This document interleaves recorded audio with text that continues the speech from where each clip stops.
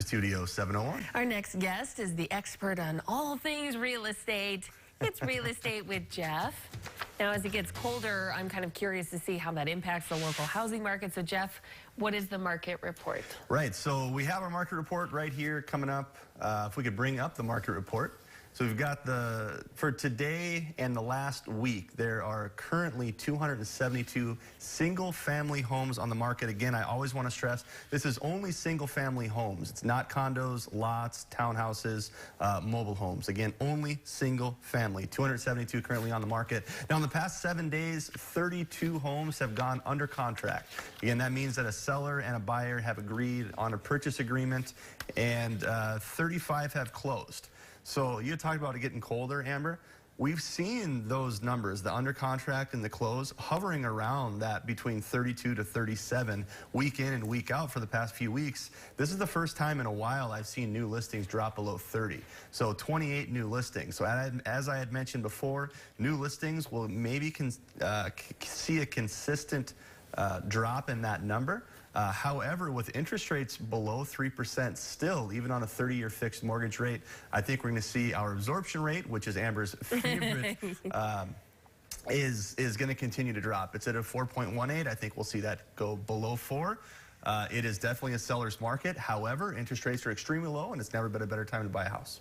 Now, talking about buying and selling a home, an important thing that I think we should talk about, that's funny, I wanted to get your perspective on this, was etiquette, yes. Especially with COVID-19 numbers going up in the state. Yeah, so there's definitely some etiquette, and so I brought it into sellers and buyers, and then also specifically COVID etiquette. So I have some COVID-19 etiquette for the sellers, and that is have all your lights on and your interior doors open. That's going to make it so that buyers are touching less surfaces.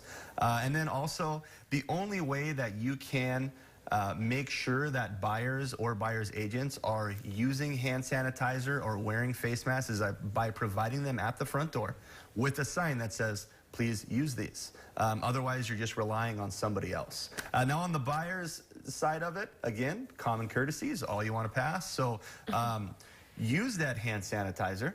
Mm-hmm.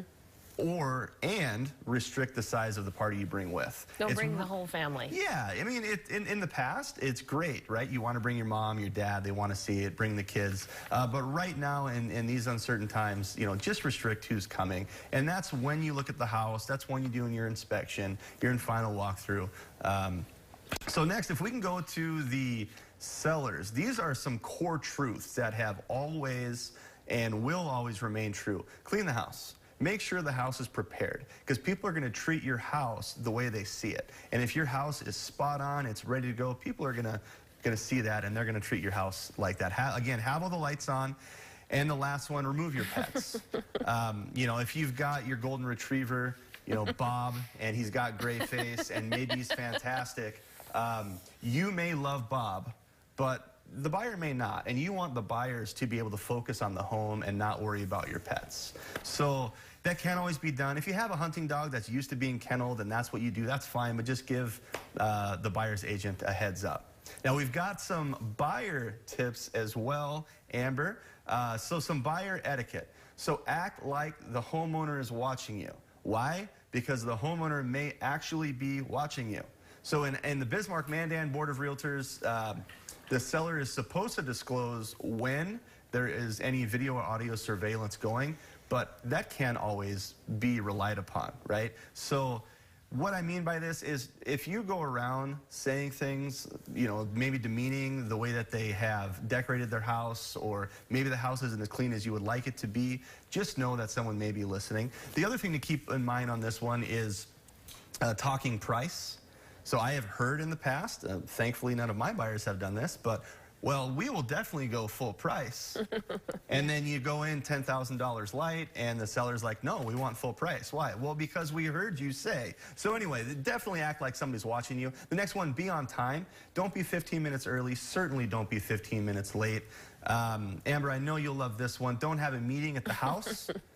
Like, if you're going to talk about, even if it's the house you want to buy, right? take your time, do your due diligence, but don't sit at the house for an hour and a half and have a meeting after it, especially if it's not the right house for you. The next one, provide feedback, constructive criticism, let them know what they can do. And finally, no bathroom breaks. Right. Just use the bathroom beforehand. There are some exceptions to this rule. If you have a 4-year-old, they have to use the bathroom, of course. But, just do your best not to do that. Okay, That's all I are got. great tips. No, it's so interesting, and it's a great tip. I was just going to say, what if your cat doesn't want to leave? Open the screen and it will. All right, well, if you have questions you'd like to ask Jeff, what's your name again? My name is Jack Skellington. I know, I called you Jack. BizManProperties.com.